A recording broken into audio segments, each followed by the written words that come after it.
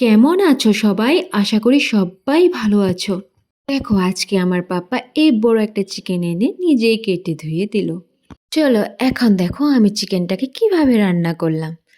একটা কড়াইতে সর্ষের তেল দিয়ে সর্ষের তেলটা গরম হওয়ার পর ওর মধ্যে দুটো পেঁয়াজ কুচি করে দিয়ে দিলাম। পেঁয়াজটা ভাজা ভাজা হয়ে গেলে তার মধ্যে বেটে রাখা কাঁচা লঙ্কা, আদা, জিরে আর রসুন বাটা মশলাটা দিয়ে ভালো করে পেঁয়াজটার সাথে নেড়ে চেড়ে এখন পরিমাণ মতো নুন, হলুদ গুঁড়ো আর লঙ্কা গুঁড়ো দিয়ে পেঁয়াজটার সাথে মশলাটাকে ভালো করে নেড়ে চেড়ে তারপর ওর মধ্যে চিকেনগুলো দিয়ে দেব।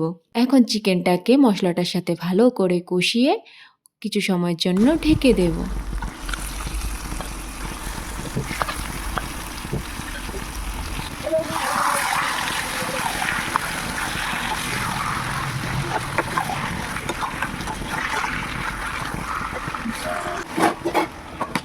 কিছু সময় পর ঢাকনা তুলে দেখি যে চিকেনটার থেকে অনেক জল ছেড়েছে। সেই সময় দুটো টমেটো কুচি, 3টে গোটা পেঁয়াজ, অনেকগুলো মটরশুঁটি, তারপর ধনেপাতা দিয়ে ভালো করে নেড়েচেড়ে আবার কিছু সময়ের জন্য ঢেকে দেব।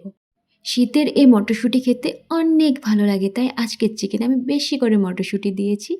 আর আজকের এই চিকেনটার নাম দিয়ে দিলাম মাটার চিকেন।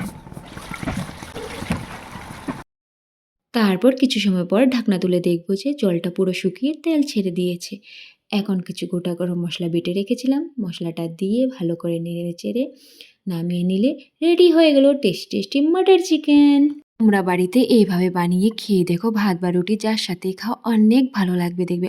কি হলো, পুরো রেসিপিটা দেখে নিলে কিন্তু আমার চ্যানেলটাকে সাবস্ক্রাইব করলে না? এখনই সাবস্ক্রাইব করে নাও এরকম টেস্টি টেস্টি রেসিপিগুলো দেখার জন্য।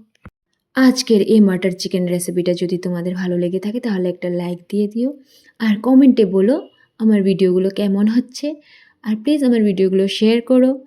থ্যাংক ইউ সবাইকে পুরো ভিডিওটা দেখার জন্য। Bye bye.